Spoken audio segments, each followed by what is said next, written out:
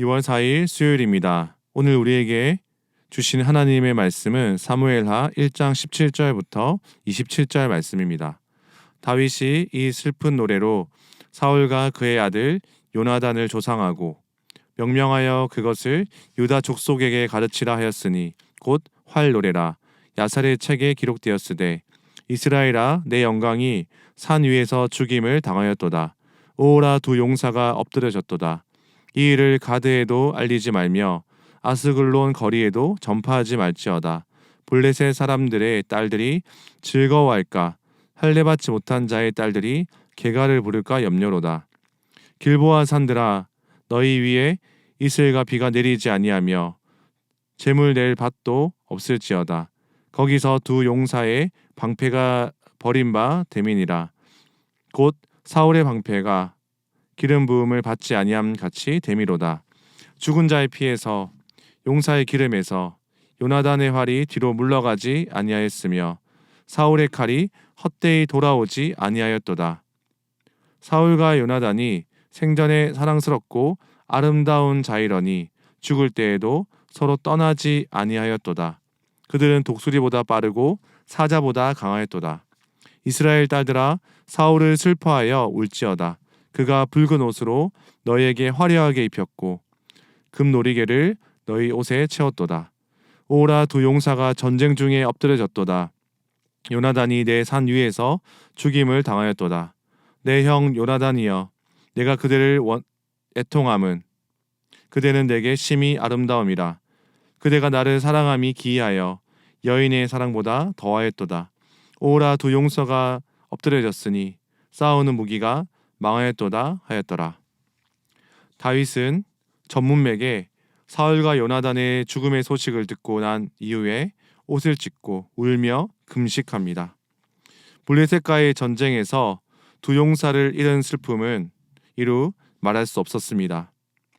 다윗은 큰 슬픔 속에서 노래, 시적 표현으로 자신의 마음을 표현합니다.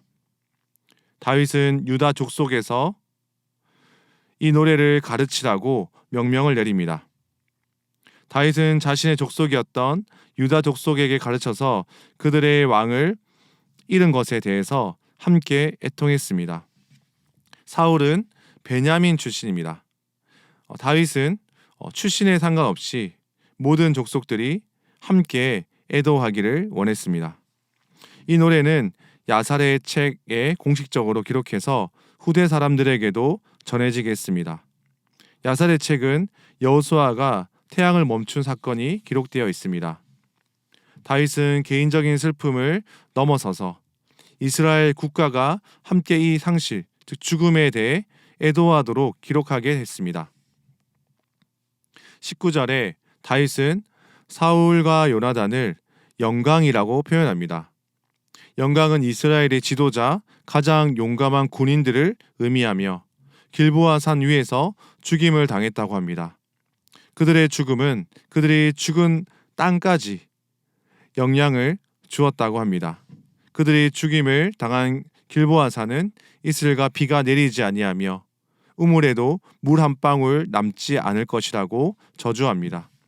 죽은 산이 되어 생명이 멈추어 버렸다고 표현합니다.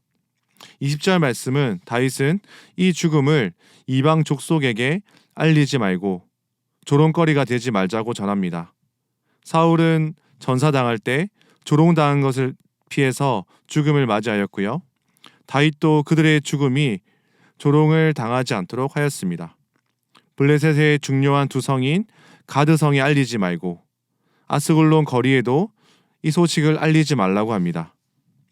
블레셋 여자들, 할례를 받지 못한 자들의 딸들이 전투에서 이기고 돌아올 때 부르는 노래를 할까 염려했습니다.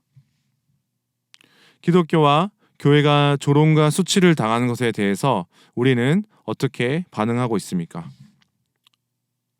똑같은 냉소적인 자세, 함께 조롱하진 않습니까? 하지만 주님의 영광이 떨어지고 조롱하는 것에 대한 안타까운 마음을 가져야 합니다. 하나님 나라가 세속의 나라에 패한 것처럼 보이지만 그의 나라는 절대로 무너지지 않는다는 것을 잊지 않으시길 바랍니다. 다윗은 사울이 자신을 괴롭히고 죽이려고 했던 원수이지만 사울을 향해서 어떤 마음을 가지나요? 사울이 이스라엘의 첫 번째 왕이며 기름 부음 받은 자라는 것입니다.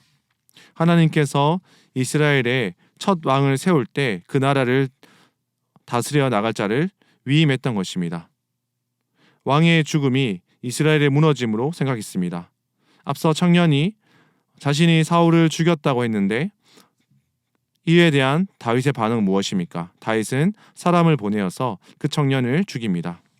여호와의 기름 부음 받은 자를 죽인 것에 대한 반응이었던 것입니다. 다윗은 사울과 요나단을 회상하면서 이스라엘을 위해서 끝까지 싸운 위대한 전사, 기름 부음 받은 자라고 합니다. 마지막에 패배하기 전까지 자신들의 무기를 사용해서 싸웠습니다. 요나단은 활을 통해서 용맹스럽게 싸웠고요. 사울은 칼을 가지고 끝까지 싸운 위대한 전사들이었습니다.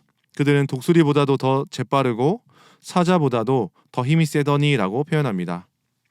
24절에는 이스라엘 딸들아 잃어버린 지도자를 향해서 울라고 합니다. 그들의 상실을 애통하며 울라고 합니다. 애통하는 이들은 그 땅의 남자들만이 아니었습니다. 이스라엘 여자들에게 울음으로 이어질 수밖에 없는 큰 비극이었습니다. 하지만 20절에 블레셋 사람들은 이 적들의 리더가 죽임을 당해서 즐거워하고 승리의 개가를 부를 수도 있었습니다. 하지만 사울 왕은 백성들에게 베풀어 주신 그 은혜를 사람들이 기억하기를 원했습니다. 주홍색 옷을 입혀주고 그 옷에 금장식을 달아주던 사울을 생각하고 통곡하여라라고 합니다. 사울 왕이 왕으로 행했던 일들을 기억하라고 전하고 있습니다. 다윗은 마지막에 자신을 사랑하며 목숨을 잃을 위험과 위기 속에서 함께했던 요나단을 향한 마음이 드러납니다. 요나단은 사울이 다윗을 향해서 등을 돌리고 죽이려고 했을 때 다윗의 진정한 친구가 되었습니다. 26절에 그대가 나를 사랑함이 기이하여 여인의 사랑보다 더하였도다 라고 합니다. 요나단과 다윗은 사울로 인한 어려움 속에서 그의 우정과 사랑이 더욱 빛이 났습니다. 사무엘상 20장 17절에 다윗에 대한 요나단의 사랑이 그를 다시 맹세하게 하였으니 이는 자기 생명을 사랑함같이 그를 사랑함이었더라 라고 말합니다. 요나단은 자신이 사울과의 관계가 깨어지며 욕을 먹었지만 다윗을 보호하고 그를 여호와의 이름을 축복했습니다. 사무엘상 20장 42절 말씀은 여호와께서 영원히 나와 너 사이에 계시고 내 자손과 내 자손 사이에 계시리라 하였습니다. 하니 다윗은 일어나 떠나고 요나단은 성읍으로 들어가니라 라고 말씀합니다. 하나님 안에서 정말 귀한 우정 관계를 맺은 다윗과 요나단이었기에 슬픔으로 인한 이별이 더욱 아프게 느껴졌습니다.